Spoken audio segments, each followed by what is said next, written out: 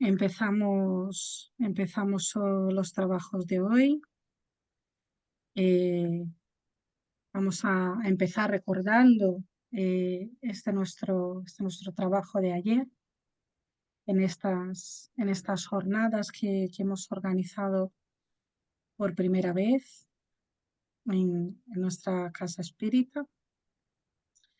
Estas jornadas que las estamos dedicando sobre todo a las mujeres, al papel de estas mujeres en el espiritismo. Ayer estuvimos viendo el trabajo conjunto del Centro Espírita. Estuvimos dentro de una idea, ¿no? Trasladando y debatiendo sobre esa idea de esta labor del Centro Espírita, cuál es la profundidad de esa labor, que es un trabajo que se hace con la espiritualidad, que es un trabajo conjunto entre los encarnados y el plano espiritual. Y sobre todo, que no existe, aunque existan, ¿no? Yo creo que quedó muy claro ayer, que aunque existan cargos en el centro espiritual, no hay una jerarquía. Hay trabajo para todos, no hay trabajo menor, y que cualquier tipo de discriminación en la casa espírita no va a tener nunca razón de ser y va a ser siempre contraria a los principios fundamentales del espiritismo. Estuvimos también hablando respecto de la transformación de nuestra casa espírita en un centro, virtual a causa de la pandemia, cómo, fue esa experiencia para todos, ¿no? Y al final luego nos hemos emocionado muchísimo con los testimonios de los compañeros que nos estuvieron expresando de una manera muy sentida sus experiencias, la importancia que había tenido en sus vidas el conocimiento y luego el estudio del espiritismo y la oportunidad que estos estudios fueran online les brindaron de acercarse al espiritismo. Nos emocionamos en la clase, nos emocionamos después de ese coloquio, porque seguimos hablando y comentando, ¿no? Por nuestros grupos de estudios en WhatsApp, y nos siguieron emocionando los compañeros, y nuestra querida Palomita nos puso un mensaje tan bonito, ¿no? Expresando su sentir respecto de las fronteras, ¿no? de, de esa conexión que se hace y que se puede sentir, aunque que estemos trabajando cada uno desde nuestras casas, esa vibración, y incluso nos dijo, ¿no? Que sentía que lejos de parecer que estábamos distantes unos de otros, que parecía que ayer estuviéramos sentados dialogando junto a un cálido fuego, y nos emocionó muchísimo. Así que hoy, como parte de ese trabajo y siguiendo con esos trabajos, vamos a seguir con esa conferencia tan bonita que nos va a traer Simone, hablando de estas mujeres espíritas de Amélie Baudet. Y paso a los compañeros que van a hacer la lectura de armonización.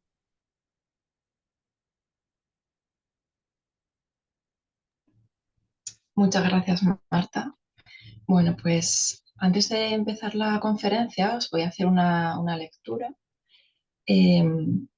una lectura del libro de Amalia Domingo Soler que se llama La luz del espíritu, que podéis encontrar en el capítulo 5, titulado Memorias de una mujer.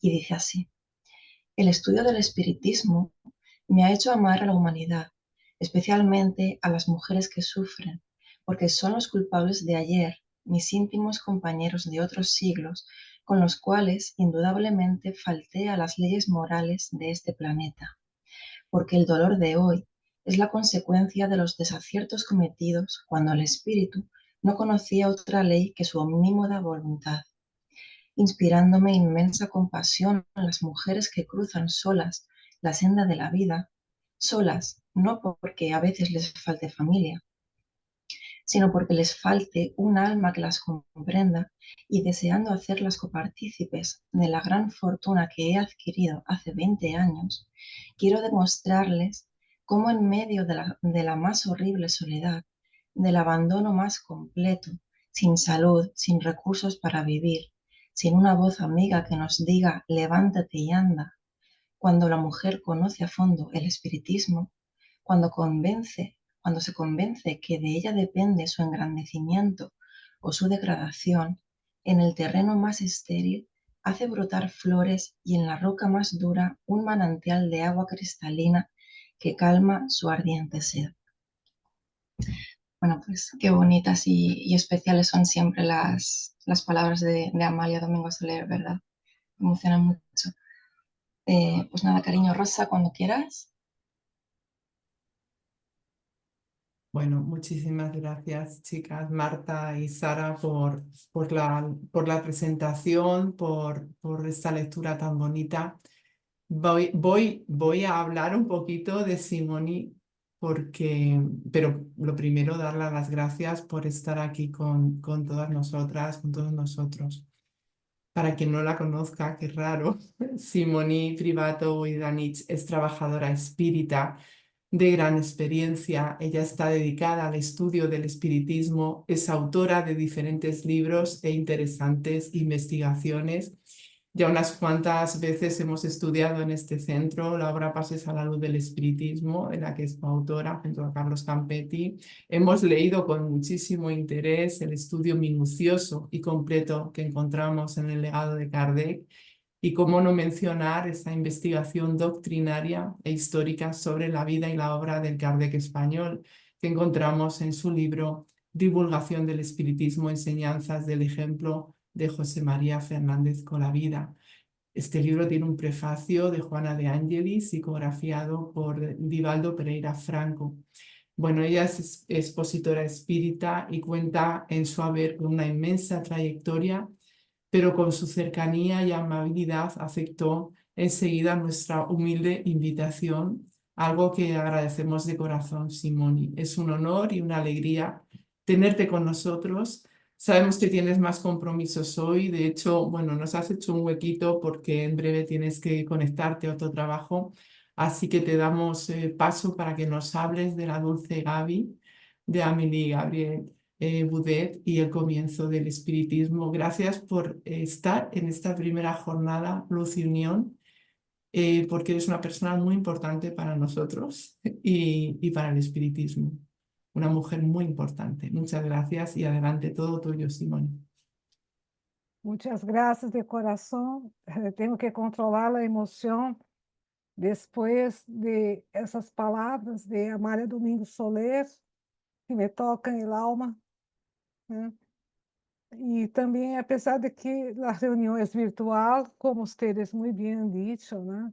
Uno siente las vibraciones, uno siente el amparo espiritual do Centro Espírita Leon Denis, uno siente el amparo espiritual dessas tareas. Então, para mim, é uma imensa felicidade estar com vocês. Me encantaria estar personalmente, pero siento a presença de vocês, aunque estemos, né, conectadas virtualmente. Bem, vamos a fazer algumas reflexões sobre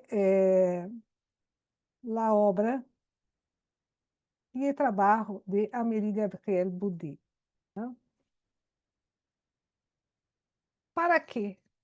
Né? Para que reflexionar sobre Amélie Boudet? Eu sempre me hago essa pergunta quando vou estudar algo especialmente relacionado com o espiritismo, quando vou fazer alguma tarefa na doutrina espírita, no movimento espírita. Para quê? Né? Qual é a finalidade? Né?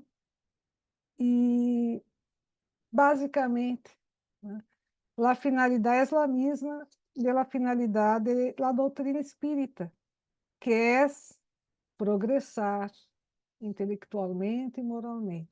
Né? Então, esse estudo, né, sencillo que hemos hecho sobre Amélie Gabriel Boudet tiene esta finalidade, né? Que pueda contribuir para nosso progresso intelectual e moral, né? Sobretudo em mim, né? Pensando por mim mesma, né? Essa é a finalidade. Vamos a ver aí alguns hechos históricos, né? Buenas atitudes de Amélie Gabriel Boudet, que são uma inspiração para todos nós outros. E também, por outro lado, vamos a reflexionar sobre hechos históricos que significariam um alerta para que nós outros nos sigamos por este caminho, né? Nosso objetivo não é criticar, atacar a nadie, a nenhuma instituição, jamais ha sido. Simplesmente é estudar o passado para que podamos compreender melhor o presente e profundizar em nosso processo de autoconhecimento e nosso processo de transformação moral, né? Nosso próprio processo de progresso espiritual. Não vamos a juzgar a nadie. Vamos abaixar-nos, né, no livro Legado de Allan Kardec. Eu não hice uma investigação específica sobre Amélie Boudet. Pero quando realicei o trabalho do Legado de Allan Kardec, eu encontrei documentos, né? Encontrei relatos sobre ela em algumas obras espíritas do século XIX, do começo do século XX. Eu tive a felicidade de ir aos Arquivos Nacionais de França, em Paris, né? E ter em minhas mãos, por exemplo, o original do Testamento de Amélie Boudet e do Testamento de Allan Kardec. Como vocês também, em Espanha, né, têm contato com documentos históricos de nossos queridos espíritas espanhóis, especialmente do século XIX, começo do século XX. Então, basicamente, né, a fonte seria o livro Legado de Allan Kardec. A apresentação está dividida nestas partes principais. Né? Vamos ver mais ou menos o contexto do período no qual viveu Amélie Gabriel Boudet, né? Algumas informações sobre esta relação tão hermosa de Amélie e Kardec. Também vamos a estudar algo sobre o período posterior ao falecimento de Allan Kardec, sobre o período posterior ao falecimento de Amélie Gabriel Boudet e, ao final, faremos algumas reflexões. E contexto. Habría muito que dizer, mas eu vou tentar ser muito sucinta. Por exemplo, né, há um texto muito interessante de Allan Kardec em La Revista Espírita de 1866. Né?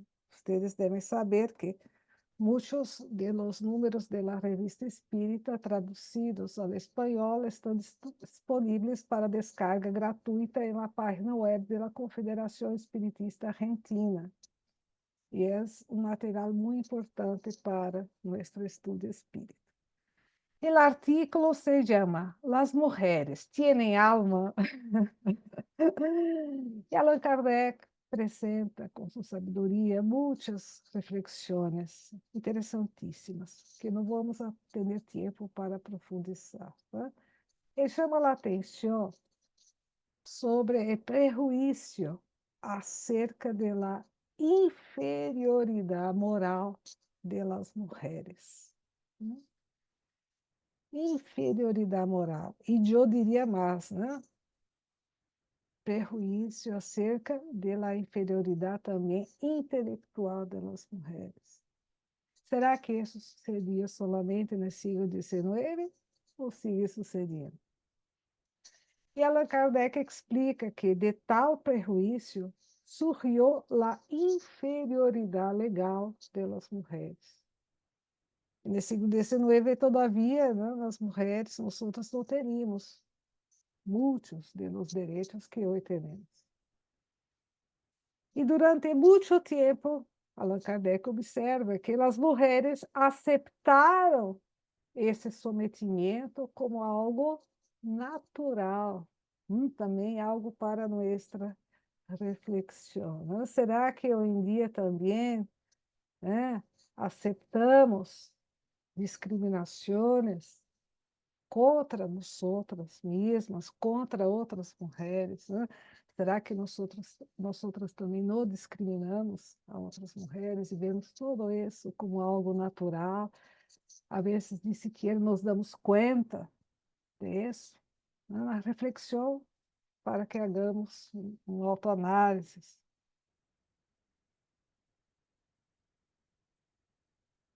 E Allan Kardec propõe essa questão, né?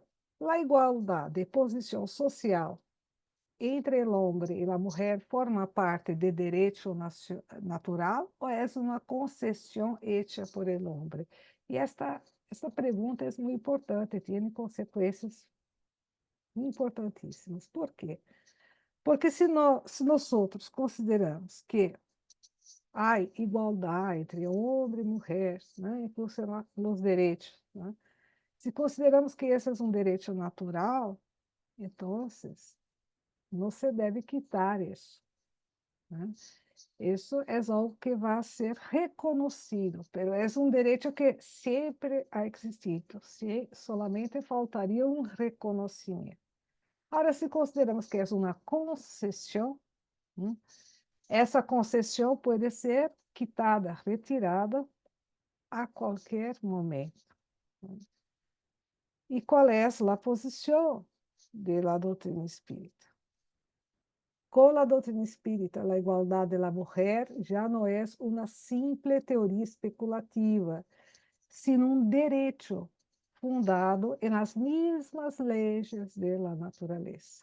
Ao dar a conhecer essas leis, o Espiritismo inicia a era da emancipação legal da mulher, assim como inicia a era da igualdade e da fraternidade. Então, a doutrina espírita explica, né, que a igualdade da mulher é um direito natural, né? E o Espiritismo contribui ao reconhecimento desse direito natural. Há vários outros textos sobre o tema, né? Mas eu não vou a mencioná-los, né? Há um também muito interessante na Revista Espírita de 1868 sobre a instrução das mulheres. Pero não temos muito tempo. Simplesmente me gostaria de apresentar esse contexto, né, no qual todavia havia discriminação em contra das mulheres, né? As mulheres todavia não teriam reconhecimento de seus direitos. A mulher, muitas vezes, era considerada como uma pessoa inferior ao homem, e, evidentemente, isso se reflejava em las relações sociais, incluso em el matrimônio, né? E como seria a relação entre Amélie e Kardec? O professor Rivail, né? A professora Amélie Boudet e o professor Denisard Rivail. Como seria isso? Nós recuperamos, né, através de textos de próprio Allan Kardec e também de algumas referências de obras históricas, né, do Espiritismo, que Allan Kardec ponia em prática as ensinanças da doutrina espírita, incluso com relação a sua própria mulher, né? Lá respeitava muito, tinha grande consideração, né? E não havia nenhuma hierarquia entre eles, né? Era uma relação de igual para igual. Amélie Gabriel-Baudet nasceu, né, em 1795 e venia de uma família com boa posição social. Ela, incluso, ele estudou, era professora. Né? Muitas mulheres não tinham essa oportunidade na época. E como ele estava nesse ambiente, né, de magistério, ele conheceu a Denise Hippolyte Leon Rivai, né, e se casaram em 1832. Né? 1832, ella era 9 anos maior que Rivai. Né? Já vemos isso também que é interessante, né, para a época, porque, por lo general, os homens eram muito maiores que as mulheres quando se casavam, e aí não. Né? E já era maior. Né? É muito interessante isso também, que eles consideravam, né, muito mais esta afinidade espiritual, os sentimentos, e não as convenções sociais, né, as tradições, muitas vezes basadas em prejuízos. Esse texto de La Revista Espírita, de 1865, também é muito interessante para que podamos ter uma ideia sobre esta relação entre Amélie e Kardec e sobre como ele tratava a sua esposa. Né? Ele escreve o seguinte: quem quiera que haya visto nuestra casa en el pasado y la vea hoy, podrá dar testimonio de que nada ha cambiado en nuestra manera de vivir desde que me ocupo con el espiritismo. Es tan sencilla en la actualidad como lo era antiguamente, porque uma vida suntuosa não forma parte de meus gustos. Né? Havia acusações de que Allan Kardec havia enriquecido com o espiritismo, e ele está explicando que não. E deixa claro também que ele e Amélie tinham uma vida sencilla, viviam na casa sencilla. Em todos os tempos, hemos tenido de que vivir muito modestamente, por certo. Pero lo que hubiera sido poco para algunas personas ha sido suficiente para nosotros, gracias a nuestros gustos y a nuestras costumbres de orden y de economía. Né? Eles levavam uma vida modesta. Eles economizavam. Né? Eles eram pessoas que tinham as finanças organizadas. Não eram pessoas que buscavam ostentar. E esse texto também revela esta relação, né? Dá a entender também como era esta relação, e aí já vemos mais claramente, né, as qualidades morais elevadas de Amélie. Né? Allan Kardec escreveu o seguinte, também em 1865, na Revista Espírita: sentia que não tinha tempo que perder, e não lo perdi. Ni en visitas inútiles, ni en ceremonias estériles. El espiritismo fue la obra de mi vida. Le dediqué todo mi tiempo. Sacrifiqué por ella mi reposo, mi salud, porque el porvenir estaba escrito delante de mí con letras incuestionables. Né? Ahora, vemos o outro lado da moneda, né? Ele não estava aí para ser vida social, para ser passeios, né? Amélie tampouco. Né? E renunciou a todo isso. E estamos falando de Paris do século XIX, onde havia muitas oportunidades para essas situações, né? De vida social, de festas, cerimônias. E renunciou, e ela também renunciou. Ele deu todo o seu tempo à doutrina, é decir, não pudo dar muito tempo a Amélie, e ela aceitou isso. Ella compartió con él e desempenho dessa missão, né?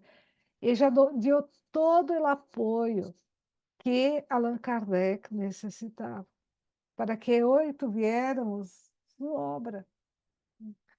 Podemos dizer que ella, desse ponto de vista espiritual, não intelectual, porque era ele quem escrevia as obras, pero ella era uma espécie de coautora, copartícipe de todo o trabalho espírita de Allan Kardec. E ella respeitou essa eleição de Allan Kardec, essa missão, lo apoiou e o ajudou a desempenhar. Lo hice por decisão própria. E minha esposa, que não é mais ambiciosa nem mais interessada que eu, se sumou plenamente a mi proyecto y me secundó en mi tarea laboriosa, como lo hace hasta ahora, mediante un trabajo que muchas veces es superior a sus fuerzas, sacrificando sin lamentarse los placeres y las distracciones del mundo a las que la posición de su familia la habrían acostumbrado. Não havíamos comentado que ella nació en una familia con buena posición social, uma pessoa que é estudada, uma pessoa sensível às artes, uma professora. Evidentemente, lhe gostava, né, estar na vida intelectual parisiense. Pero ella, também missioneira, se apartou de tudo isso para colaborar nesse projeto, né, nessa tarefa grandiosa de Allan Kardec, e realizava um trabalho, muitas vezes, superior às suas forças. Né? Trabalho doméstico, trabalho intelectual, né? E trabalho profissional. Porque eu não tive acesso a este material, pero um conhecido que teve acesso a alguns manuscritos de Allan Kardec me comentou que em períodos especialmente de dificuldades financeiras de la pareja, né, a Amélie trabalhava muito profissionalmente para poder, né, liberar Allan Kardec para que ele pudesse ter mais tempo e dedicar-se à elaboração das obras doutrinárias. Esses relatos, não, que temos hoje na revista espírita não vão a revelar-nos toda a grandiosidade do trabalho de Amélie Gabriel-Boudet, toda a grandiosidade dessa alma, pero nos dá pistas, né? Nos dão indicações, nos revelam, né, que sem ela, podíamos dizer, muito provavelmente, Allan Kardec não haveria podido desempenhar sua missão como lá desempenhou. E nesta obra muito interessante de Paul Bourdieu e Henri Regnault, que é uma biografia de Gabriel Delane, né, um grande discípulo de Allan Kardec, encontramos o seguinte relato. Amélie Gabriel-Boudet era um apoio fundamental para Allan Kardec. Ela não somente o envolvia em amor e atenções, como toda esposa dedicada, sino que também cumpria o rol de companheira de um missioneiro. De hecho, Amélie Boudet era a colaboradora fiel de Allan Kardec. Lo fortalecia em los difíceis momentos de pruebas. Tinha as palavras justas para calmar o sofrimento ante os ataques del ódio e del sarcasmo. E se valia de sua perspicácia durante os viajes doutrinários para que nadie sacara proveito da conhecida bondade de Allan Kardec. Además, Allan Kardec jamais publicava uma obra sem consultar a Amélie Boudet, cujas opiniões, muitas vezes, ele aproveitava. Então, vemos aí também, né, o grande apoio emocional que Amélie Boudet deu a Allan Kardec. Sabemos, não todo, porque não todo está registrado, né? Mas sabemos que sim, que houve muitos ataques de Allan Kardec. muitas perseguições, né? Traições, ingratitudes. E, evidentemente, Allan Kardec, uma pessoa sensível, se deixava afetar por todo isso, sentia dolor. E Amélie Boudet, que hacía? Lo fortalecia, né? Lo tranquilizava, lo ajudava a enfrentar todas essas pruebas tão duras em submissão, né? Então, vemos aí, né, essa relação tão bem equilibrada, tão importante, tão bem fundamentada, tão sólida entre os dois, que constituiu esse cimento para que Allan Kardec pudesse realizar toda a sua obra doutrinária. Vemos também nesta obra, né, de Gaston Luce, uma biografia de Leon Denis, um texto também muito interessante. O seguinte, né? Leon Denis conheceu pessoalmente Allan Kardec em 1867. É uma história muito interessante, não vou ter muito tempo para contar.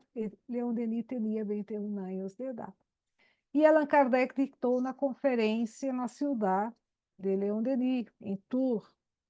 E no dia seguinte, na manhã seguinte, Leon Denis, jovencito, foi à la casa onde estava hospedado Allan Kardec. E foi nesta casa, no jardim desta casa, onde se dictou a conferência. E quando chegou, né, por la manhã, no dia seguinte da conferência, que viu Leon Denis?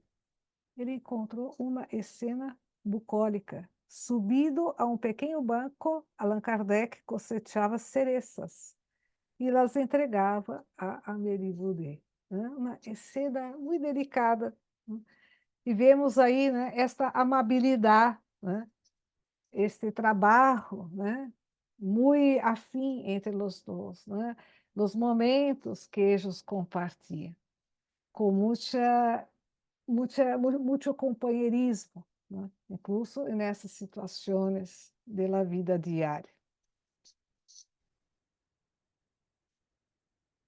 Allan Kardec, apesar de que era mais jovem que Amélie, faleceu. Né? Como sabemos, em 1869, ele estava de mudança, ia mudar-se totalmente para vir a seguir e teve uma morte súbita. Né?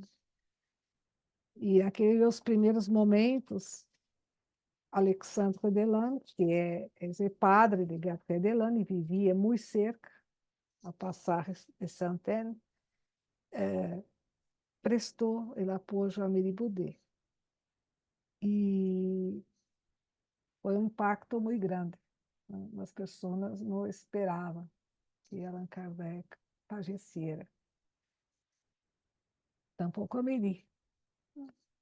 E apesar deste grande impacto emocional, ele já teve força, né? Era uma mulher forte. Teve força para assumir naquele momento conturbado, difícil, a função principal com relação ao legado doutrinário e material de Allan Kardec. Allan Kardec havia escrito um testamento em 1846, segundo o qual Amélie era a legatária universal, era a herdeira de todos os bens de Allan Kardec. Pero ella, em realidade, não se considerava como proprietária de seus bens, sino como administradora, e desejava administrá-los em benefício do espiritismo. Então, ella, nos primeiros momentos, né, tomou medidas muito importantes nesse sentido. Ella desejava implementar os planos de Allan Kardec para o movimento espírita, que estão nesse texto, Constituição Transitória do Espiritismo, que está traduzido ao espanhol, disponível para descarga gratuita na página web da Confederação Espiritista Argentina. Então, o que é isso? Amélie Boudet, né? Ella comunicó que donaría la caja central del espiritismo cada año el excedente de las ganancias provenientes de la venta de las obras de Allan Kardec. El dinero que se ganaría con las obras de Allan Kardec, con la venta, no sería de Amélie, ella abrió mano de eso, donaría la caja general del espiritismo. Amélie Boudet pretendia administrar todo personalmente, ocupar-se de las reimpresiones de las obras, de las nuevas publicaciones, de las remuneraciones de los empleados, del alquiler, todo. Ella também abriria a revista espírita a publicação de los artículos que a Comissão Central considerara úteis para a causa do espiritismo, pero com a condição expressa de que seriam primeiro aprovados por ella e por la Comissão de Redacção de periódicos. Então, ella deseava ter um controle doutrinário de la revista espírita. Abriria a publicação de artículos de outras pessoas, pero deseava ter o controle doutrinário da revista espírita, para que ella não se desviara, né, da doutrina. Amélie também confiaria a Caja General do Espiritismo a um tesoureiro encargado da administração dos fundos, bajo a supervisão da comissão diretiva. Cada ano, o tesoureiro rendiria contas detalhadas da situação da caja, e essas rendições de contas seriam publicadas na revista espírita. Então, também rendição de contas, supervisão em la parte financeira. Ella também, né, informou sobre 6 quadros que seriam destinados ao museu previsto por Allan Kardec em la Constituição Transitória do Espiritismo. Havia 6 quadros. Ella não queria quedar-se com nada, queria dedicar todo, donar todo ao Espiritismo, né? A abnegação de Amélie. Ella também dirigiu a comissão encargada do monumento em homenagem a Allan Kardec. Esse monumento que está em la tumba de Allan Kardec, no cemitério de Père Lachaise. Allan Kardec foi sepultado inicialmente no cemitério de Montmartre. E no ano seguinte, primeiro ano de seu falecimento, se inaugurou o monumento, né? E seus restos mortais foram trasladados ao cemitério de Père Lachaise. Este monumento, portanto, que vemos, né, quando visitamos a tumba de Allan Kardec, foi confeccionado, elaborado por um artista chamado Capellaro, e foi elegido esse artista e este monumento, não, por uma comissão dirigida por Amélie Boudet. Pero o que passou? Esses foram os planos iniciais, as medidas iniciais, né? Pero havia uma questão muito importante em tudo isso. Amélie Boudet deseava cumprir especialmente uma das principais vontades de Allan Kardec, registrada em la Constituição Transitória do Espiritismo. E qual era essa vontade tão importante de Allan Kardec?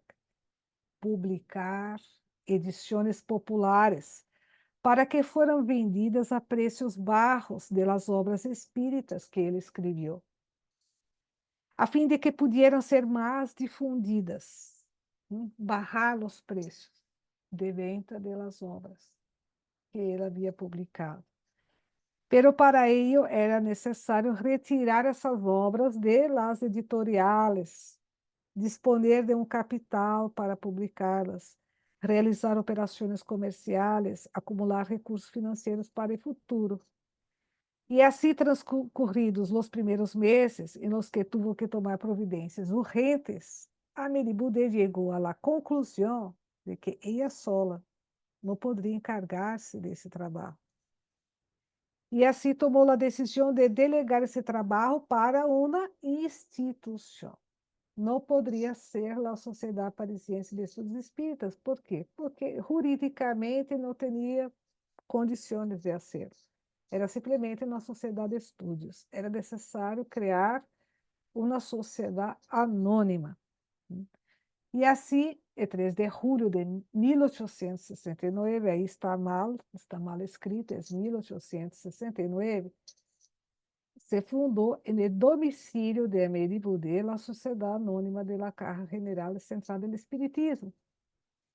Pero luego de la fundación hubo críticas en el movimiento espírita con relación a esa nueva institución, ¿no? Porque se decía que tenía un carácter acentuadamente comercial, un reducido número de fundadores, ¿no? Y los administradores serían remunerados, ¿no? Eran simplemente solo 7 fundadores. Uno de ellos era Amélie Boudet, ¿no? Ella era a accionista majoritária. O capital da sociedade era 40.000 francos e Amélie Boudet aportou 25.000 francos, que incluíram a propriedade e os clichês de todas as obras de Allan Kardec. É decir, quando se funda essa sociedade anônima, Amélie Boudet dona a propriedade, os direitos patrimoniais de las obras de Allan Kardec a essa nueva instituição. Vemos aí, uma vez mais, a abnegação de Amélie Boudet. E o que passou? Né? Para resumir a história, França enfrentou muitos problemas que afetaram a situação da sociedade anônima. O administrador principal da sociedade anônima, que era Delian, renunciou a todas suas funções. E Amélie Boudet, em 1871, juntamente com os outros acionistas, aceitaram a Pierre Gaëtan Leymarie como substituto desse administrador que havia renunciado. Então, Leymarie, com 44 anos de idade, se convirtió em accionista, secretário gerente da Revista Espírita e membro administrador da Sociedade Anônima. Temos aí já o início de um processo de concentração de poder de Leymarie, né? E quando ingressou na Sociedade Anônima, né, Leymarie já revelou uma atitude confrontacionista com relação aos espíritas que criticavam a atuação da Sociedade Anônima, né? Os chamava dissidentes. E ele defendia que os preços das obras de Allan Kardec seguiram elevados e demonstrava já uma receptividade a teorias ajenas ao espiritismo. Não vou poder profundizar muito nesse tema, que também é muito interessante, que é uma parte muito triste da história do movimento espírita, que é chamado processo de los espíritas, né? No século XIX, começaram a aparecer fotografias de espíritos, né? O que seriam essas fotografias? Eram fotografias comuns, as pessoas posavam para as fotografias e quando se revelava a fotografia apareciam imagens atribuídas a espíritos. E Leymarie, em 1873, estava muito interessado nesses fenômenos. E ele conheceu um fotógrafo em Paris chamado Edouard Viguier, né? Naquele entonces, Amélie Boudet já tinha 78 anos, né? Já era uma senhora major. E Leymarie concentrava o poder na Sociedade Anônima. Ele era o único administrador e representante de todos os membros da Sociedade Anônima, además de secretário gerente e redactor da Revista Espírita. Ele tinha praticamente todo o poder da Sociedade Anônima, e Amélie Boudet, né, com o tempo, cada vez mais teve menos poder na Sociedade Anônima. E ele levou a Amélie para posar para este fotógrafo.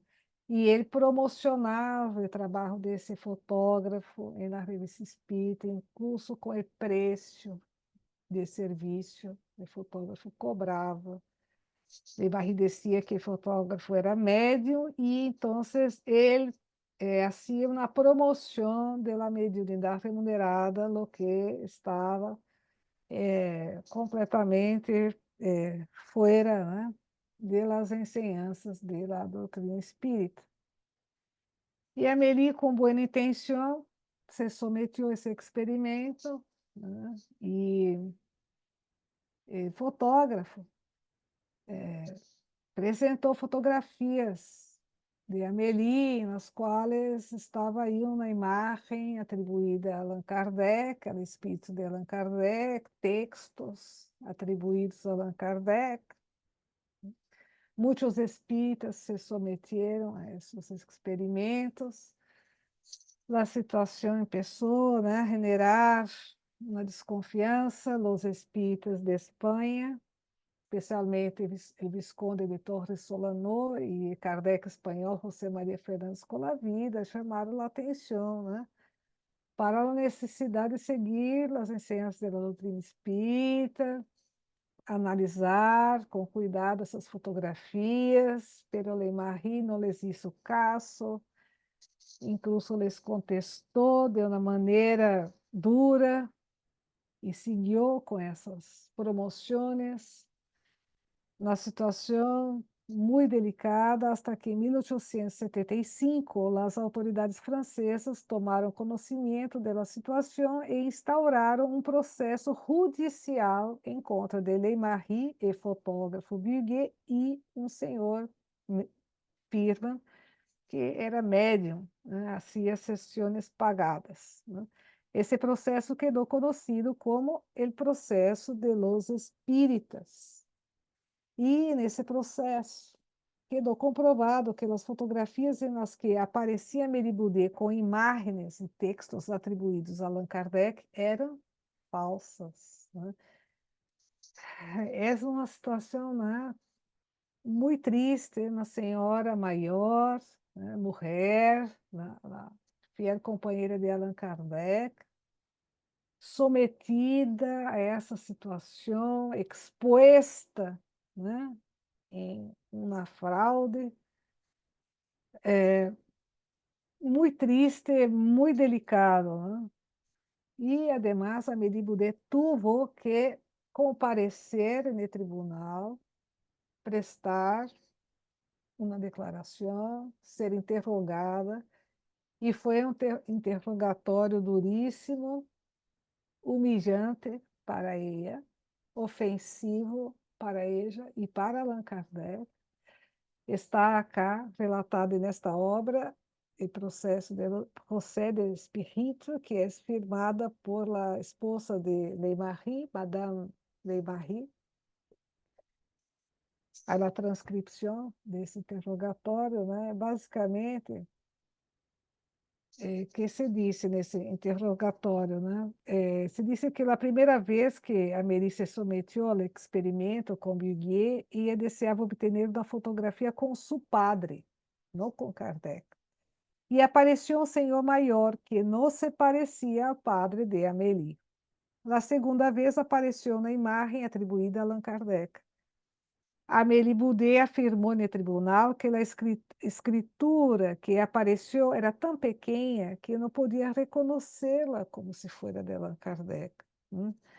Pero algumas pessoas sí disseram que sim, que era de Allan Kardec. Pero uma funcionária de Buguet, a senhorita Menessier, confessou no tribunal que ela mesma havia escrito na fotografia. Essa funcionária de Buguet confessou a fraude no tribunal, né? Então, isso foi uma situação muito, muito delicada, muito desagradável para Amélie Boudet no tribunal, né? Com sarcasmos, com injúrias contra Allan Kardec e suas obras. E Leymarie e Buguet foram condenados a 1 ano de cárcere e uma multa elevada. Y así Ley-Marie, representante de la Sociedad Anónima, fue a la cárcel hasta 1877. Amélie Boudet, inocente, foi sometida, reiteramos, a uma situação muito humilhante no poder judicial francês e na opinião pública, né? E esse processo dos espíritas teve uma repercussão muito negativa para o espiritismo e o movimento espírita. Que situação, né? Este livro também é muito importante. Beaucoup de lumière, muita luz. Há uma tradução ao português disponível na internet, que foi escrito por Berthe Fopot, amiga de Amélie Boudet. E Berthe Fopot relata o sofrimento de Amélie Boudet em La Sociedade Anônima. Essa instituição que ela havia fundado em sua própria casa, para a qual havia donado grande parte do patrimônio, todos os direitos patrimoniais das obras de Allan Kardec, por exemplo, né? Berthe Fopot conta que a Sociedade Anônima foi dominada por interesses ajenos ao espiritismo e se desviou consideravelmente de sua missão de divulgar as obras de Allan Kardec, de ser fiel ao legado de Allan Kardec. Amélie Boudet, com seu nobre coração, sofreu muito na Sociedade Anônima. O sofrimento de Amélie Boudet também está relatado em alguns textos do periódico Le Spiritisme de la União Espírita Francesa, además desta obra Muita Luz. Segundo Berthe Fopot, Amélie Boudet não estava de acordo com várias decisões tomadas por Ley-Marie. Por exemplo, Ley-Marie mudou a sede da Sociedade Anônima para um lugar muito grande, muito caro, um lugar casi de luxo. Isso aumentou muito os gastos da instituição. Também Ley-Marie associou a Sociedade Anônima com outras instituições que nada tinham a ver com o espiritismo e Amélie Boudet não estava de acordo com isso. Em la sede da Sociedade Anônima, essa sede grande, né, Ley-Marie fazia festas e vimos, né, que Amélie Kardec levava uma vida muito sensível, muito modesta, muito reservada. E ela tampouco estava de acordo com esta realização de festas por la Sociedade Anônima, posto que essa iniciativa estava muito lejos de la sencillez de Allan Kardec e de ela mesma, né? E ao ler na Revista Espírita as reiteradas solicitudes de ajuda financeira, Amélie Boudet lhe havia dito a Berthe Fopot: todas essas solicitudes são abomináveis e envilecem a doutrina. Meu marido nunca pediu nada a nadie, todo lo hizo com seus próprios recursos, né? Há também o caso de domínio rustenguista sobre a Sociedade Anônima. Não vou poder profundizar nisso. Pero que passou? Um senhor chamado Jean Guérin, rustenguista, adepto dessa teoria, que tinha muito dinheiro, ele se volviu proprietário de 216 ações das 300 ações. É decir, praticamente comprou a Sociedade Anônima e passou a controlá-la. Qual foi a consequência? A Sociedade Anônima passou a defender a teoria rustenguista, em detrimento do espiritismo. E Amélie Boudet não compareceu à Assembleia General, que decidiu praticamente vender a Sociedade Anônima para este senhor Jean Guérin rustenguista. Berthe Fopot nos conta que Amélie Boudet hizo todo o que pudo para corrigir os rumbos da Sociedade Anônima. Protestava em las reuniões da Sociedade Anônima contra as desviações doutrinárias. Sin embargo, estava sola e sua voz não era oída. Cuando ella manifestaba su reprobación con relación a artículos de la revista espírita, era tratada con tanta desconsideración que se enfermó. El sinsabor y su salud, ya muy debilitada, hicieron que Amélie Boudet dejara de ir a las reuniones de la Sociedad Anónima. Y Amélie Boudet fue tan ignorada que Leigh-Marie ya no le rendía ninguna cuenta, né? Amélie Boudet foi anulada e nessa instituição que ela mesma fundou para poner em prática os planos de Allan Kardec relacionados com o movimento espírita. Pero não só isso, né? Como se isso não bastara, a Amélie Boudet, además de não ser escutada, era também blanco de maledicência. A Sociedade Anônima vendia as obras de Allan Kardec a preços altos, e quando se pedia que a Sociedade Anônima barrara os preços, diziam que não podia hacerlo, porque tinha que dar uma pensão a Amélie Boudet. Amélie Boudet, né? Ella donou o patrimônio para a Sociedade Anônima. Solamente era um dinheiro para que ella pudesse sobreviver. Ella tão abnegada, que levava uma vida sencilla, que chegava a ser grandes economias, a passar por privações, né? Ella era culpabilizada pela Sociedade Anônima pelos altos preços das obras de Allan Kardec. Que pruebas difíceis que Amélie passou, tá? E ante tanta maledicência, porque lamentavelmente havia gente que creia nessas mentiras, né? Essas maledicências. Vários espíritas se apartaram de Amélie Boudet e ao redor da viúva de Allan Kardec se produzia um vazio, né? Impressionante esse testemunho, esse sofrimento de Amélie Boudet. E depois de levar uma existência física plena de dignidade, Amélie Boudet, ao levantar-se da cama de 19 de janeiro de 1883, sentiu um vértigo, golpeou com a cabeça em sua cômoda e perdeu a consciência. Com a ajuda da empleada, Beth Fopot, la puso de vuelta en la cama y llamó a un médico. Sin embargo, al examinarle, el profesional declaró que nada podía ser.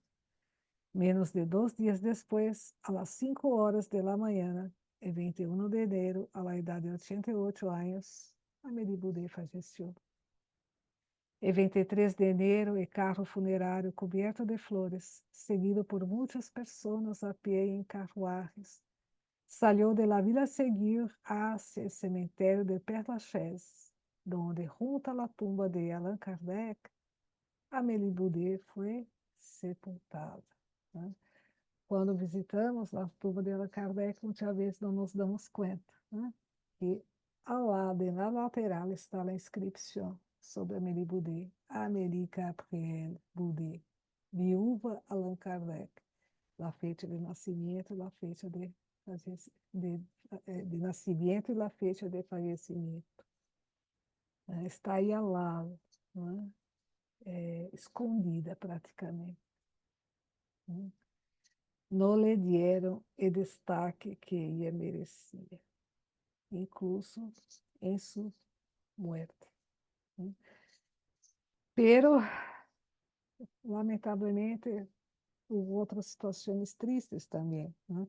O testamento de Amélie Boudet, hecho 29 de enero de 1877, né? Apesar de tudo, ella dejó os bienes que lhe quedavam para a Sociedade Anônima. E deixou também algumas donações para pessoas necessitadas, para pessoas mais cercanas, né? Pela grande parte do patrimônio que ela deixou foi para a Sociedade Anônima. E que isso, Leigh-Marie? Leigh-Marie, né? Tomou possessão da herência. E segundo Berto Fopot relata, se diría que únicamente Leimarie y su familia eran los herederos, no la sociedad anónima. No hubo ni inventario ni venta pública, con excepción de las cosas en desuso que fueron vendidas a anticuarios. Ele tomou conta, vamos decirlo así, ¿no?, de la herencia de Amélie Boudet. Sin embargo, lo que provocó aún más indignación en Beth Fropo fue haber presenciado lo que ella denominó un verdadero auto de fe. ¿Qué fue eso? Una quema de montones de papeles y cartas. Leimarie y una persona que lo auxiliaba quemaron muchas cosas. Fueron a la casa de Amélie después del fallecimiento y quemaron muchos documentos. La sociedad anónima confirmó la quema de archivos, pero intentó minimizarla. No eran cosas tan importantes. Pero, independentemente do critério utilizado, nada justifica essa queima de arquivos. Muito menos a justificação para que esses documentos foram queimados imediatamente, sem que se los pudiera analisar de maneira minuciosa, ou pelo menos ser vistos tanto pelos outros membros da sociedade anônima como por el movimento espírita, de maneira general. Todos os documentos deveriam haver sido preservados, verdade? Não só por sua relevância doutrinária, sino também por seu valor histórico, né? Hoje nos emocionamos quando encontramos manuscritos desses grandes espíritas. Imagine-se se nós outros hoje em dia pudermos ter acesso a todo este material que ha sido queimado luego do falecimento de Amélie Boudet. Vamos fazer breves reflexões, né? Hemos visto a fidelidade de Amélie Boudet a Allan Kardec, a la missão de Allan Kardec, que é também a missão de ella mesma, a la doutrina espírita. Também hemos visto que ella ha passado por provas muito dolorosas, por ingratidão, por incompreensão, por maledicência, por traição. E que reflexões podemos fazer de tudo isso? Talvez uma reflexão seria, né, que podamos fazer nossa parte para que essas dificuldades vividas por Amélie Boudet não se repitam, especialmente no movimento espírita, especialmente com relação a mulheres espíritas, né? Mulheres solas, que às vezes estão no movimento espírita, trabalhando, e que puedan também passar por essas dificuldades. Então, sempre ser, penso eu, em meu caso personal, autoanálise, para não ser instrumento de essas situações lamentáveis, né? De ingratidão, de incompreensão, de maledicência, de traição, de ataque, e tudo isso. Ter uma atitude de respeito, de consideração. E ante as dificuldades, nós mesmos, e eu diria também, nós mesmas, talvez já hayamos passado por algumas provas nesta encarnação, né? Talvez nos identifiquemos de alguma maneira com alguma das situações ou alguma das características das dificuldades passadas por Amélie Boudet, né? Talvez já hayamos passado por ingratitudes, por ataques, por incompreensão, por falta de respeito, por maledicência, né? Então, que deveríamos fazer nessas situações, né? Vamos, assim, para resumir, né, mencionar passagem da Revista Espírita de 1867, que pode ajudar-nos nessas dificuldades, né? Fortaleceos em los princípios de la doutrina e assimilá-los cada vez mais. ampliado nuestra mirada. Elevaos com o pensamento mais allá do círculo estreito do presente, para que abraceis o horizonte de lo infinito. Essas pruebas difíceis, né, nos chamam a atenção para a necessidade de verdadeiramente vivenciar as enseñanças da doutrina espírita, que não são enseñanças teóricas, não são palavras escritas nos papéis, são enseñanças que devem estar escritas e reflejadas em nossa alma. E devemos, fieles às enseñanças da doutrina espírita, ampliar nossa mirada, porque muitas vezes concentramos nossa mirada na existência terrenal e nesses problemas atuais, né? Ou em nosso passado de dolor, mas devemos ampliar nossa mirada, né? Ir mais allá do presente, vislumbrar nosso futuro, considerar o porvenir, o futuro espiritual. E então a vida presente, com seu cortejo de misérias e decepções, se os apresentará como um ponto imperceptível, como um minuto doloroso, que pouco depois já não deixa marcas em la memória. As preocupações materiais parecem mesquinas e pueriles, comparadas com os esplendores de la imensidade.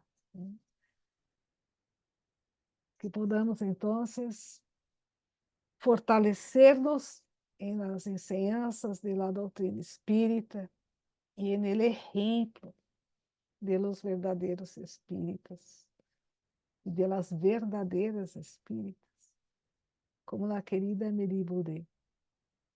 Por mais que estudiemos, por mais que investiguemos, acá na Terra não vamos a ter acesso a todas as informações que prueban da grandiosidade dessa alma de Amélie Boudet. A grandiosidade de todo o que ella hizo por la doutrina espírita e por cada um de nós, para que hoje tuviéramos, né, este legado doutrinário.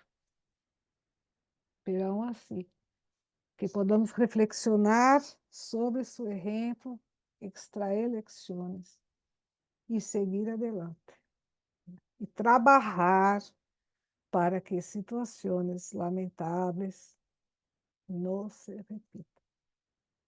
Então, les agradeço muitíssimo a atenção e quedo à disposição para ouvir-los. Eu creio que tenho, acá eu recebi mensagem, creio que tenho, se vocês têm disponibilidade, tenho 15 minutos mais. Uns 15 minutos mais. Muitas graças.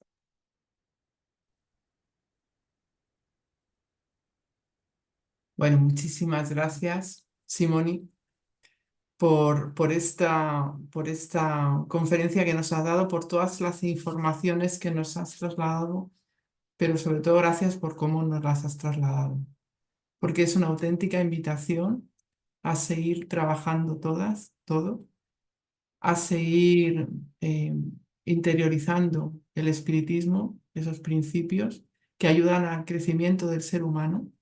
Y creo que el mejor homenaje que podemos hacer a mujeres como Amélie, como a tantas otras que han luchado muchísimo, es seguir comprendiendo su labor y continuando con toda la tarea que hay por delante en esta humanidad para que seamos capaces de vernos unos a otros como seres humanos y tratarnos con todo ese respeto y valorando el trabajo de cada persona que en este mundo pues tiene la mirada en el futuro, como nos dice el espiritismo, ¿no?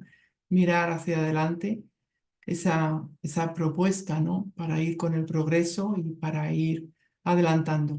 Así que muchísimas gracias, Simoni, de verdad, nos ha encantado. Yo, por favor, preguntarla, que tú te tenías que ir, pero si tienes unos minutitos más, pues pues nada, Sara, controla el chat por si hay alguna pregunta y si no, abrís el micro. Según estabas hablando, Simoni, desde luego la fortaleza de Amélie es muy grande.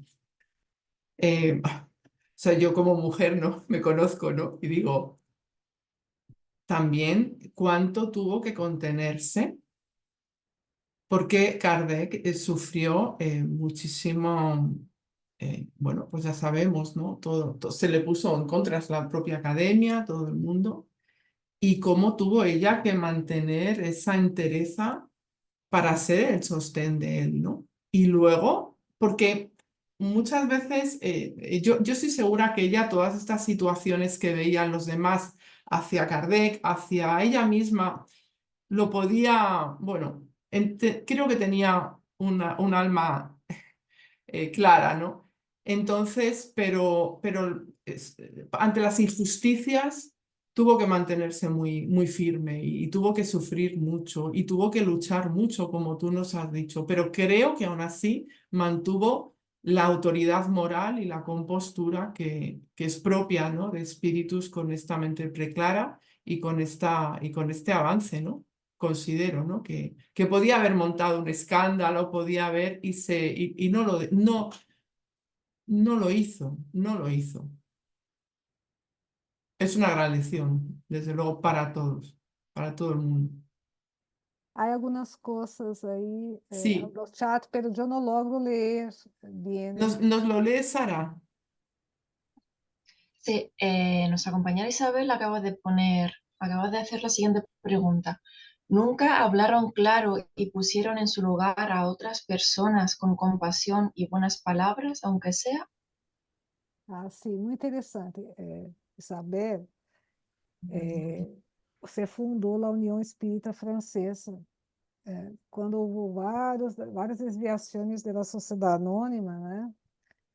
Espíritas fieles ao legado de Allan Kardec, como a família de Lana, os padres de Gabriel também, Leon Denis, Beth Foucault, e muitos outros fundaram outra instituição. Eles tinham um periódico chamado O Espiritismo, El Espiritismo. E eles, sim, tentaram dialogar muito com a sociedade anônima, com Lei Marie, né? E, lamentavelmente, não foi possível.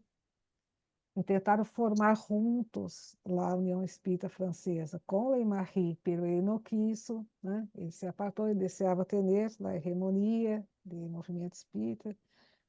E no periódico O Espiritismo se publicaram muitos artigos que chamavam a atenção sobre essas situações. Beto Foucault, a amiga, publicou esta obra que mencionamos, né? São registros históricos que temos, então se buscou dialogar muito, pero lamentavelmente, né?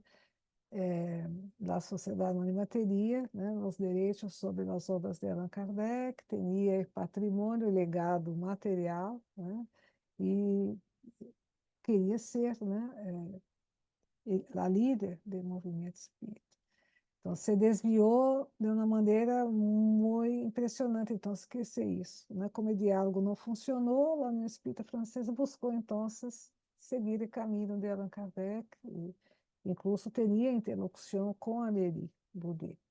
Se buscou a Amélie Boudet para que ela também integrar essa nova instituição da União Espírita Francesa, mas ela não quis deixar a sociedade anônima, porque já tinha sempre essa esperança, né, de corrigir o rumbo da sociedade anônima até o final.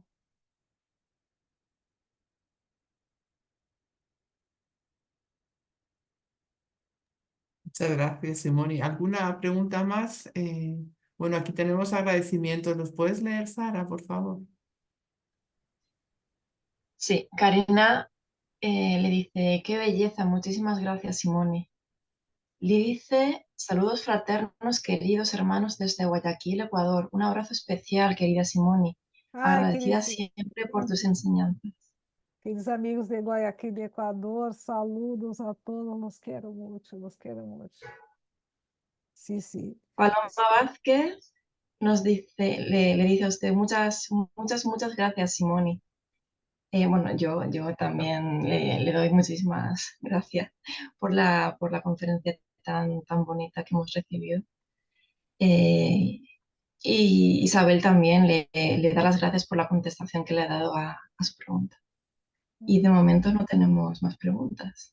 Mi agradecimiento. Muchas gracias, Sara. Yo quería preguntarte por la relación que tenía Amélie con la madre de Gabriel Delan, con María Alessandrini, se llamaba, porque ellos tenían un grupo espírita, ¿no? Y tenían también mucha, bueno, pues eh, trabajaban juntos, ¿no? Realmente. Hay mensajes de María Alessandri también en la revista Espírita, ¿no? Sim, sim, Como sim, medio. sim, sim. La Senhora de Lana, né? Que personalidade. Me encantaria algum dia fazer uma investigação profunda sobre ella. Não la he hecho todavía, né? Pero que passou. No livro Legado de Allan Kardec, nós contamos como a família de Allan se introdujo em la doutrina espírita, né? Que a senhora de Allan era de origem católico e muito crente. E marido no Alexandra, né? Padre de Gabriel, ele era assim, comerciante, ele era uma pessoa com uma personalidade muito extrovertida, ela era mais administradora, né? Com pulso firme, a senhora Delana. E ele viajava muito, e em um dos viajes, ele estava em um café, escutou ao lado, uma mesa ao lado, da conversação sobre espiritismo, lhe encantava conversar, se uniu à conversação, estuvo horas aí, até que se interessou sobre o tema, e quando chegou a Paris, comentou com sua mulher, e a mulher disse, vamos a comprar essas obras, né? Era o livro de los espíritos e o livro de los médiuns que havia até então, vamos a comprar. E ele, não, e tal, e ela firme, vamos a comprar. Comprou as obras ele se enfermou, estava em cama, e ella que isso, lejou as obras para ele, então ele estava em cama. E assim que se interessaram muito, e Alexandre, muito extrovertido, como havia comentado, decidiu conhecer o autor das obras. E ele apareceu na casa de Allan Kardec, assim nomás, né? Foi passar Saint-Saint, e apareceu, e Allan Kardec o recebeu, e foi ele relata, né, Alexandre, esse texto, assim, um encontro muito impactante, como se eles já se haviam conhecido, como se conheceram, assim, né? E aí invitou, Allan Kardec o invitou a participar da Sociedade Parisiense de Estudos Espíritas, e claro que a mulher foi junto, a mulher foi também, e ela era médium, né? Ela é médium, participaram muito tempo da Sociedade Parisiense de Estudos Espíritas, e eles também formaram um grupo em Sucaça, o grupo Delano. Eles viviam muito cerca. Eu creio que é 5 minutos, porque é passagem Sainte-Anne e é passagem Choiseul, que são assim, é cruzar uma calle praticamente. É muito cerca. E seguiram esse caminho. Tanto é assim que quando Allan Kardec desencarnou, chamaram Alexandra, porque vivia muito cerca. Em 5 minutos ele foi à casa, né? Pero quando se fundou a Sociedade Anônima, a família Delan não hizo parte da instituição. Eles mantinham as relações, os contatos e tudo, pero não participou na instituição, né? E quando eles decidiram fundar a União Espírita Francesa, também eles solicitaram a Amélie, visitaram a Amélie, conversavam com a Amélie sobre essa fundação. A Amélie decidiu seguir com a Sociedade Anônima para tentar, né, encalçar a instituição, né, direcionar ao rumo doutrinário, né. Então, não temos tantos registros assim da relação, mas também, por exemplo, temos assim, visitas que Amélie e Kardec hacían na família Delano quando Gabriel era ninho, né? Que Kardec ponia Gabriel sobre as rodilhas, assim, rugava com Gabriel, né? Que ninho. Era uma relação muito amistosa, muito amigável entre eles, muito cercana, né? Muito bonita, uma relação muito bonita, que jamais ha sido uma relação confrontacionista, né? Para nada. Para nada. Sim, a relação de muita amistade, de muito carinho, de muito respeito. Gracias, Simone. No te queremos entretener mucho, ya estarás a Sí, punto de tenerte que ir, ¿no? sí, sí, solo vou dizer algo mais que eu não disse muito claramente na conferência. A Meli era uma pessoa muito caritativa, muito caritativa. Ela ajudava as pessoas, né? Muito preocupada.